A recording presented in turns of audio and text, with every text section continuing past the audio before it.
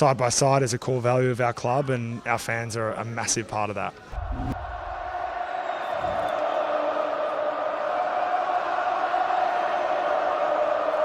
Hello and welcome back to the Side by Side Footy Show, where today we will be reviewing the game and the player ratings of our game against the GWS Giants. They absolutely annihilated us in the end. It was an even game for the most part, but unfortunately we just couldn't score. We couldn't capitalise on the chances we had, and in the end we go down by 52 points, which... I mean, look, if you watch the game, a lot of people, if you just look at the results, you think, oh, wow, we got absolutely smashed. I mean, the truth is, we were in the game for most of it. Unfortunately, we just kept missing our chances. Our entries weren't great. Scoreboard conversion was awful. I mean, we were 4 goals, 13 behinds at one point. A lot of stuff to break down, a lot of stuff to get into, so let's get right into it. Okay, so... I think looking at the game as a whole, you can look at it in patches, where we had patches where we dominated most of the quarters in terms of field possession and winning the ball and feeling really like we were able to take control of the game for a big chunks of the quarters. But the issue is we just could never convert, right? So we struggled to really connect up forward. I feel like a lot of things where... we are looking at a new team in a lot of ways. I mean, the midfield's pretty much the same aside from Perriman, who's in there. But if you look at the back line, we've got McInnes playing in the back line, Josh Dacos playing in the back line, who hasn't played there before, really. I think it was like trial there once or twice before in the past. But other than that, it was a new look defense and attack for Collingwood. So a lot of questions about that, a lot of questions about Reef, McInnes, did he work? Could we do better? Yeah, so it was a new look team, and in a lot of ways it was an experimental game. Now the thing is, if you want to experiment, it's usually better to experiment during games that you're likely to win. But we're doing it against teams that GWS are going to be up there. I have them tipped to finish first spot, and my top 3 for the grand final flag. So that's the danger of experimenting early on when you've got a tough run. We've got 6, our next 6 games are all against top 8 sides of last year. So that's the dangers that we play. And we played a risky game yesterday. It didn't work out, unfortunately, but there are many reasons why. And, if our conversion was better, that game would have been closer, and then it would have been much easier to stick with them. But look, credit to GWS. They're an exceptional team. And, even without the likes of Stringer in there,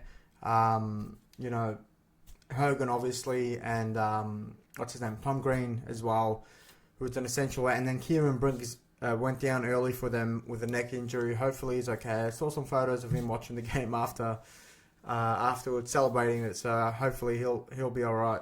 But yeah, look, overall I thought that we could have done better in a lot of areas in the game. We just weren't clean enough, and clearly there was a lot of cramps and fitness issues and stuff like that. But I think there are a lot of things to kind of discuss. I think one of our biggest struggles was keeping the ball inside our forward 50. I feel like having the extra tools in there made a difference towards our forward pressure. We just could not seem to touch GWS. Obviously, we play a zone when we're defending a kick-in. So it means we're pushing up a bit higher, but it just means that our small forwards, there just wasn't enough pressure from the likes of a McStay. Myercheck is okay in that area. Membry was okay, but overall it just wasn't great, was it? And look, you can look at this game and think, oh, we looked slow, and we definitely did. We looked very old and very slow. Pendle's probably looked... defensive side of things struggled in that aspect, just looked like he was nowhere near any of the GWS players when he was trying to defend them. And it's very tough. They're a very young, fit team, GWS, so... you can't put too much pressure on one player, or you can't single out one player, because I feel like as a whole we just weren't connected enough. And obviously conditioning wasn't great with all the cramps and everything. But I just think going forward, there are some questions that were answered. Like McRae said in the press conference, we got some feedback, right? We got some feedback. I thought there was a lot of things that just didn't work, or maybe they need time, but can we risk, how much what's the outcome in that? Because can we risk, experimenting for X amount of weeks, and then potentially, is that going to interfere with us making finals, making top 8, top 4, whatever it may be?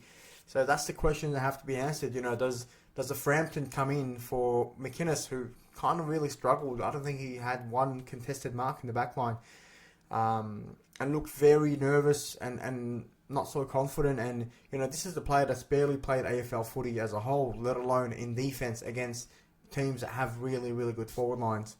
And that was with that Hogan in the team as well, so that's also something to consider, and Stringer as well. So that's the question you have to raise: is was it really wise to try to experiment with Reef so early on in the season, where we have a very, very tough run? And obviously that Murphy role, there's a lot of questions about it and stuff. And I think in the next video, where I'll be previewing the round ahead, round 1 game against Port, I'll be discussing more about what kind of changes I would make personally to the team, and little things here and there that I think might help us short term, just to get us rolling and going well. But obviously, look, up against GWS at their ground, we do struggle. Last year, obviously, we struggled. This year, it was pretty much the same game in a lot of ways, let's be honest.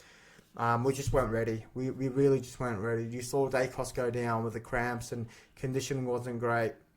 Our conversion just wasn't it. GWS did so well. They were just working up and down the field quickly, and we weren't moving the ball quick enough to take advantage of them being high up the ground. And it felt like every quarter, 10-15 minutes, we dominated field position around the ground. But then last 5 minutes of the quarter, they just went bang, bang, bang. And they were always getting the ball in there and converting. And that's the biggest difference in this one. Like, you look at the stats.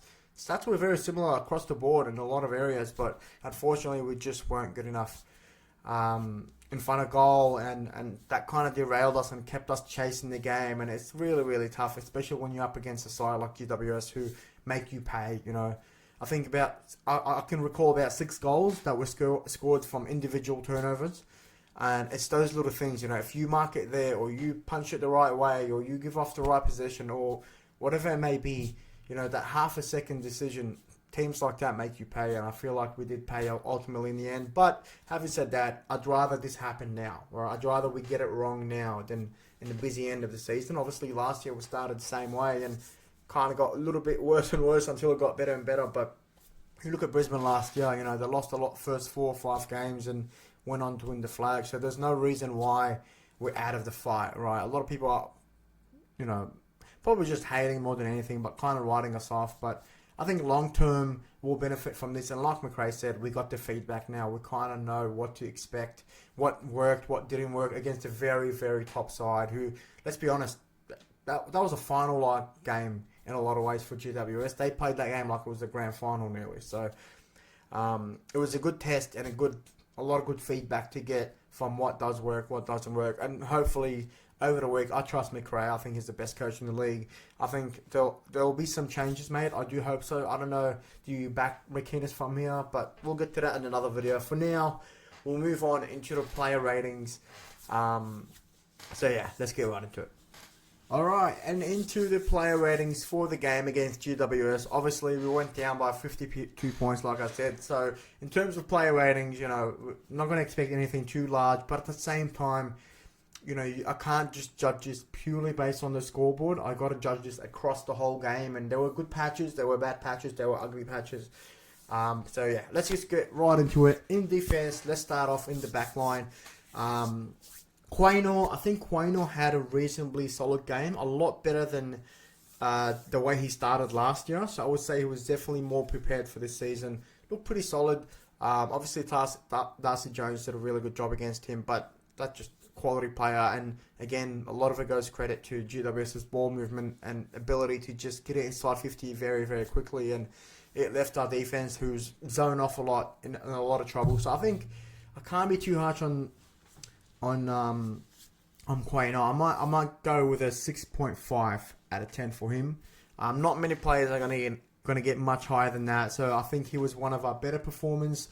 But yeah, I think you can't be too harsh on him. I think overall he was clean with his ball movement. When he was able to really defend and make the most of our opportunities, he did well.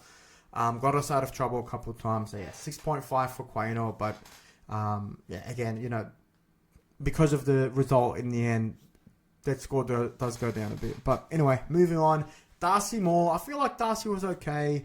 He just couldn't really get around the ball too much. He did well, but overall, I would say that he'd probably be sitting at a 5.5, maybe a 6. I'm going to go...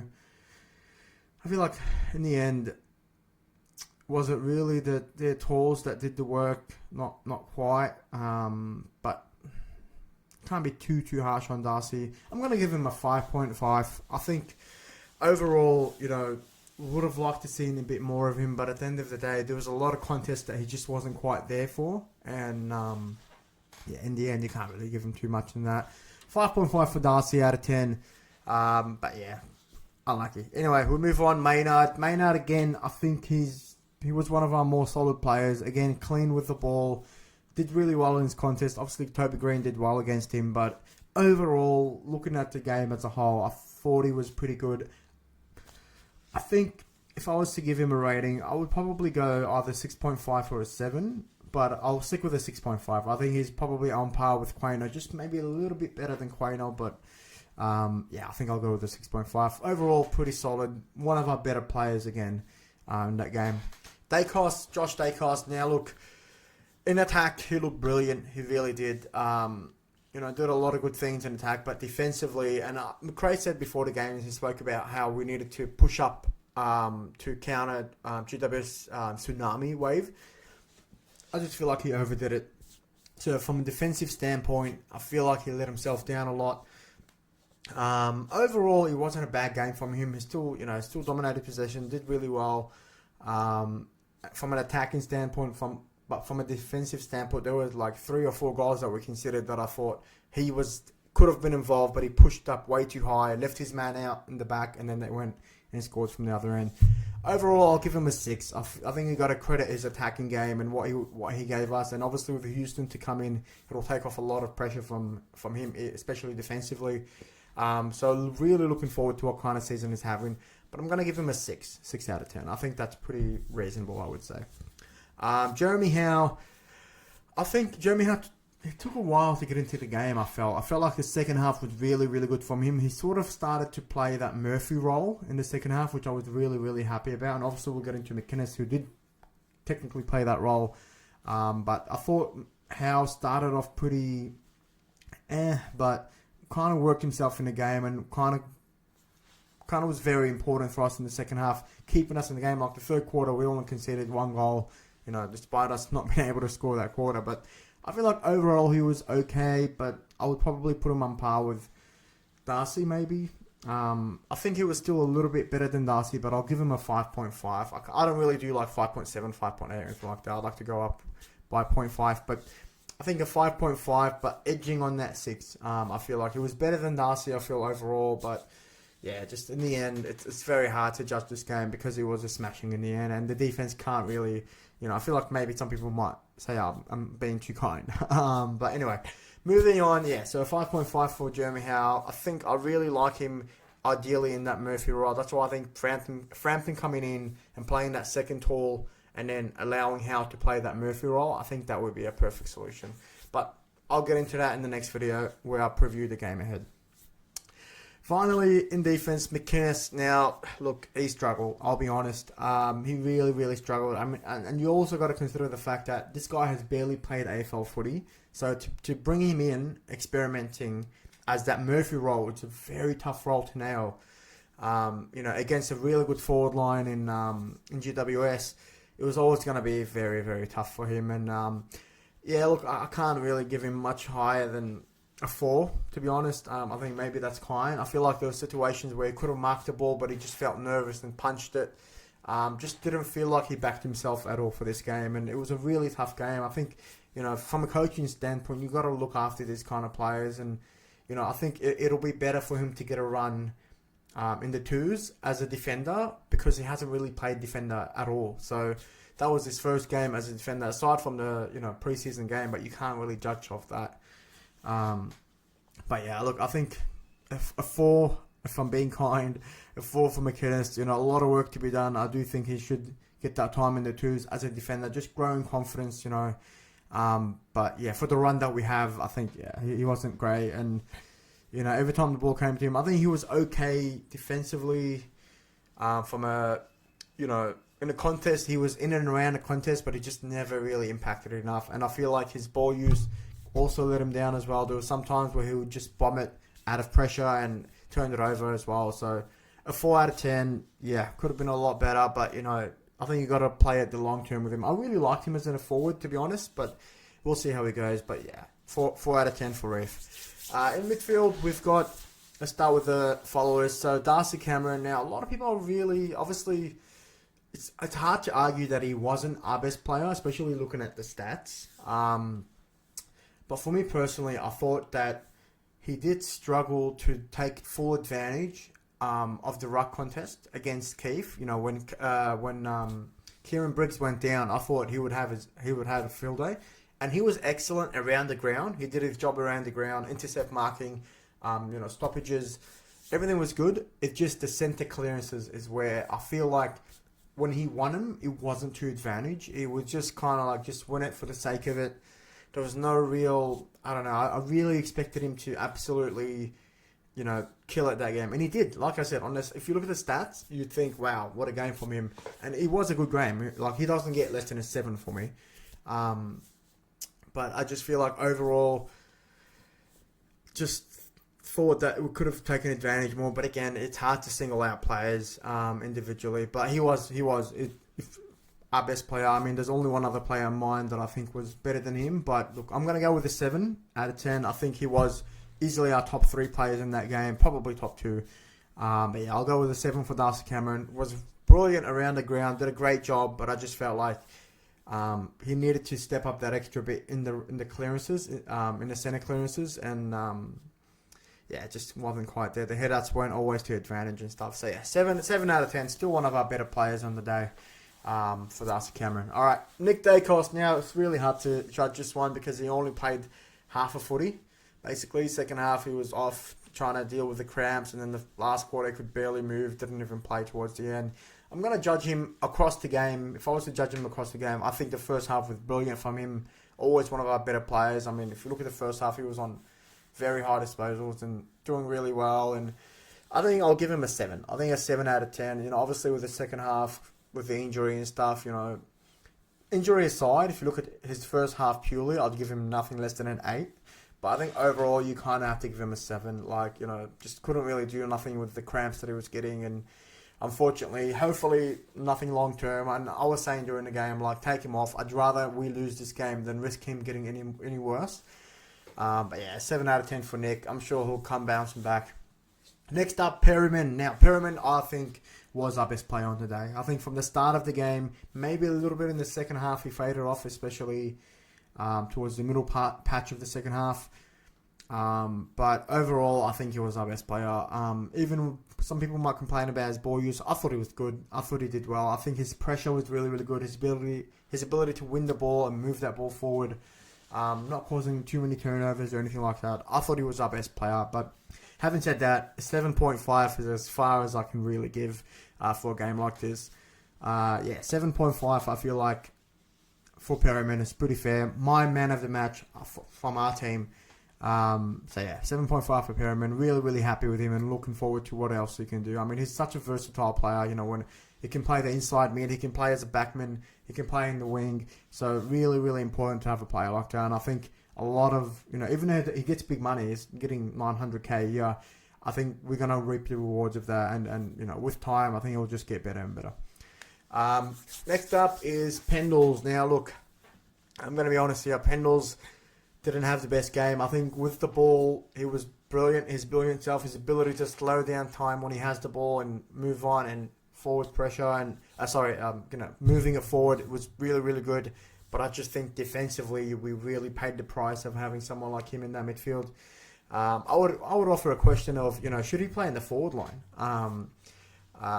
Like he's 6'3", 6'4". I mean, he's more than capable, and I feel like in the forward line, playing as a pseudo tall, like maybe even that memory role. We'll get to memory in a bit, but I just feel like overall, I can't give him more than a 5.5. I'm going to give him a 5. I mean, I love Pendle's, literally one of my favourite players of all time, but I just thought we really struggled in that midfield. Having him in that midfield against the diverse midfielders of Josh Kelly, Callahan and all that, just could not keep up at all. But yeah, I think a 5, just a baseline sort of score, 5 out of 10 for Pendles. Hopefully he'll work into the season a bit better, but yeah, a lot of questions about how we're going to deal from a defensive standpoint. I mean, like a Pyramid in there is brilliant, but you know, when you have a Nick Dacos and a Pendles in there who their game is winning the ball and moving it forward, right? Defensively, they can be a bit lacking, so that's the issues. There's no real balance in that midfield with that, and I feel like nowadays you got to win the clearances in the middle. Otherwise, you really suffer because if you don't have high pressure in there, it's going to be a tough battle. But yeah, 5 out of 10 for Pendles. Moving on to the wing. So we've got Lipinski on one wing. I thought Lipinski did okay. I really don't like him on the wing because I feel like he's not fast enough for the wing role. But I thought he had a really good second half. Probably one of our better-ish players in the second half. But overall, I'm going to go with a 5.5 for Lipinski. Didn't really have the best game and did a few things here and there. But, didn't really get enough of the ball to impact. And again, we're just chasing. And GWS have a really fast wingers and midfielders, so it's really hard for him to keep up. Again, from a defensive standpoint, he does struggle a bit because he's not the fastest player.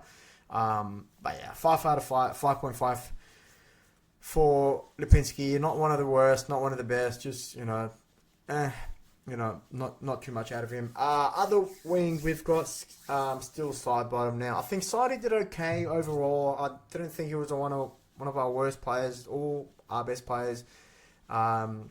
His disposal efficiency was really, really low. I think I'm going to give him a 5.5. I think he was slightly better than like a Pendles on the day. I think he did well to recover in certain areas of the field. But again, it wasn't a great performance across the board. There was only a couple of players that really had a good performance. But the rest were just inconsistent. So yeah, 5.5 for steel side bottom. And we'll move on into the forward line. I'm taking a bit too long with this, but let's move on. Try to get through it quickly. Bo McCreary, didn't think he really did too much. I think I'm going to give him... I'll give him a baseline 5. Could be treading on 4.5, but I think a 5 is just about right. Still did well in some areas of the ground with pressure. Got a bit of midfield time towards the end. He looked pretty good in there, but overall not enough impact for me. So yeah, 5 for McCreary. Brody Myercheck, I thought he was okay. He did kick a couple, but I just thought he was well beating in the air. And look, when you come up against a Taylor, Himmelberg, and Buckley combination, it's very, very tough to beat him. You've got to be really exceptional. And I think in that kind of game, you wanted to take them away from the contest with the forward line, but all we did was we kept bombing it into the forward line, hoping that, okay, we have extra tools, let's make the most of it. But really, this was the type of game that I felt like we needed to, put our heads down and actually find a specific target on a lead, especially our smalls. I thought our smalls should have dominated this game, but unfortunately it didn't turn out to be that way. I thought we were just a tad too tall, and I think our forward line overall there wasn't that forward pressure that we used to because of it. But yeah, Myercheck, I'll give him a kick 2 goals.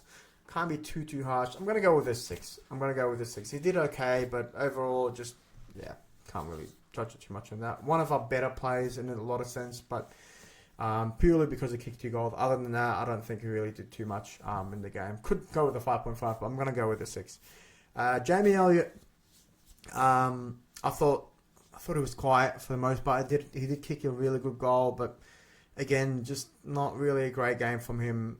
Wasn't anywhere near our worst players on the field. I'll give him a 5. I think a baseline 5 is pretty much right. I thought he had a slightly better game than McCreary, but again, I think a 5 is more than fair. Moving on to... Let's go Bobby. I think Bobby did really well. I think he tried his best out there, but he really couldn't do too much. Didn't get too many goals or anything like that. But again, I feel like when he did have the ball, he did something with it. And thought he was one of our better players. I'll go with a 6.5. I'll go with a 6. I think a 6 is probably more than fair for where he was at. You know what? 6.5. All right, let's go. 6.5. 6.5 for Bobby. I think he was one of our better players. Did try his hardest. Did put a lot of pressure on, but yeah, in the end, it is what it is. Next up, now these two, unfortunately for me, I feel like they were our worst players in the whole game. Schultz, let's start with Schultz. I thought Schultz had a really rough game. He tried his hardest, he absolutely did. But look, I rate Schultz. A lot of people don't really rate him, and a lot of back talk is happening about him and everything. I think he does come good. We saw it last season when he started to really play well. He really got into his own, but it wasn't a great game. Missed a lot of good chances. Just wasn't there connection-wise. Struggled in that area. Can't give him anything more than a 4, to be honest. I think I'm going to go with a 4 for Schultzy. And yeah, just move on from there. Hopefully he gets better as the season goes on. McStay is probably, unfortunately for me, my most disappointment out of this game. I was really expecting something from him this game, but again, he came up against a Sam Taylor who arguably was, is the best defender in the game at the moment, and he's such an exceptional defender to watch. But yeah, I just thought McStay struggled. Didn't really work up the ground well in terms of winning the ball up the ground and moving it forward. We got so many injuries, went deep into our forward line, and just couldn't really make the most of it at all. I'm going to give him a 4. Could argue 3.5, but I don't think he was an absolutely outright worst player. So I'm going to go with a 4. Not too much to be said about that. Hopefully everyone can bounce back next week. But moving on quickly to the bench, Jack Cripps, game 250. Unfortunately for me, just didn't really do enough. Can't give him too low of a rating. I'm going to go with a baseline 5. I thought he did well in some areas, but just disappeared for most of the game. And there was a couple of situations where he did turn it over a bit.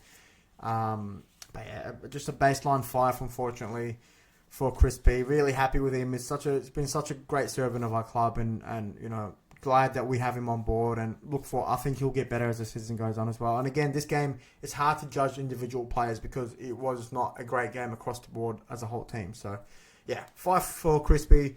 Moving on to Real Hoskinelli. I thought it was a bit okay. I thought he was one of our better players until he got subbed off, obviously, with that back concern. But did well.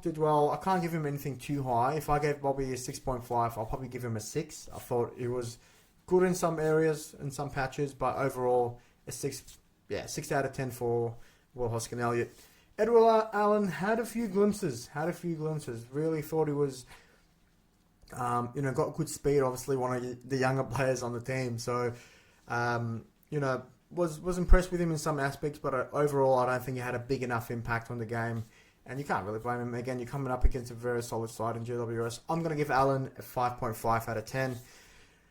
Membry, didn't see enough from him at all.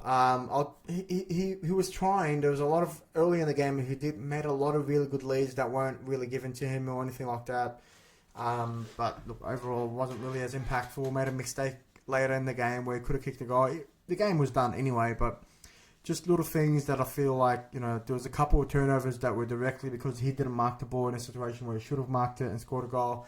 I'm going to give him a 4.5 out of 10. I don't think he was anywhere near the worst of the worst in the team for the day, but yeah, 4.5. I think hopefully he improves better on. A lot of question marks about the balance of that forward line and what we're giving up. Having extra tools and then giving up the forward pressure that we usually apply.